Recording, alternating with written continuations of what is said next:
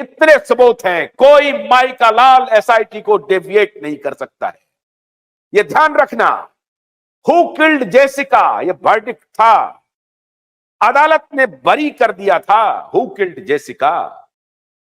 No one killed Jessica.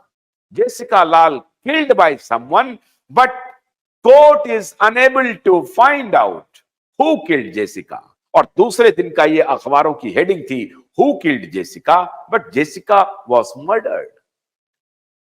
तो यह मत सोचना अदालत के निर्णय के बाद भी केस खुलते हैं, जैसा कि तुम्हारे शागिर्दों ने 2022 में कोशिश की थी ये कहने की कि दिशा सालियान की हत्या या सुसाइड के मामले में सीबीआई ने खुलासा कर दिया है वो तो एक्सीडेंट था और वो सुसाइड था, और सीबीआई ने बाद में कह दिया वो गलत है, मैंने नहीं कहा था, मेरी जांच दिशा की जांच मेरे पास नहीं है।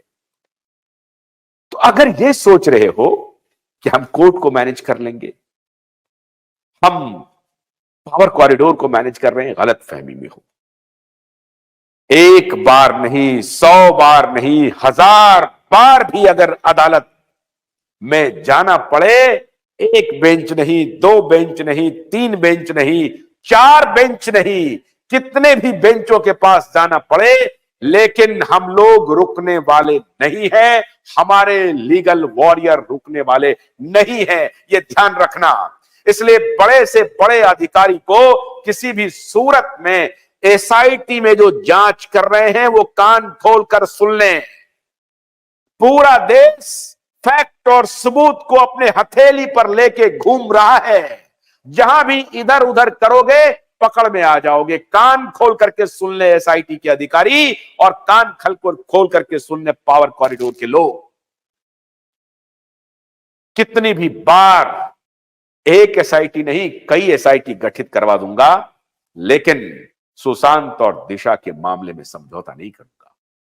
सुशांत और दिशा के मामले में ये जो पापी संदीप सिंह जैसे लोग हैं, इनको किसी भी हालत में जेल भिजवाने की कोशिश में लगातार रहूंगा।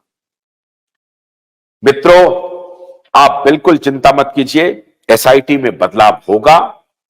नितेश राणे जी ने लिखा है, हम लोग अभी बेनिफिट ऑफ डाउट इस सरकार को दे रहे हैं कि चलिए कोई बात नहीं है, कुछ तो कर रही है सरकार, लेकिन अगर कहीं से भी ये इल्म हुआ कि सरकार आईवॉश कर रही है तो आप निश्चिंत रहिए, ये लड़ाई हर स्तर पे लड़ी जाएगी, हर स्तर पे लड़ी जाएगी।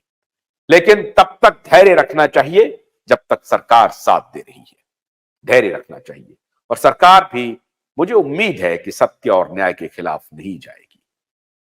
ये बाप बेटा देखिए, इसकी हिमाकत देखिए, ये कृष्ण का नाम ले रहा है, इसका बाप आदित्य ठाकरे का बाप उद्धव ठाकरे। इस व्यक्ति के बारे में मेरे मन से और मेरे मुंह से, मेरे जुबान से आदर सूचक शब्द निकल नहीं सकते, आदर सूचक शब्द निकल नहीं सकते। ये उद्धव ठाकरे कृष्ण का नाम बदनाम कर रहे हैं। जय श्री कृष्णा कल ये बोल रहे थे, जय श्री कृष्णा।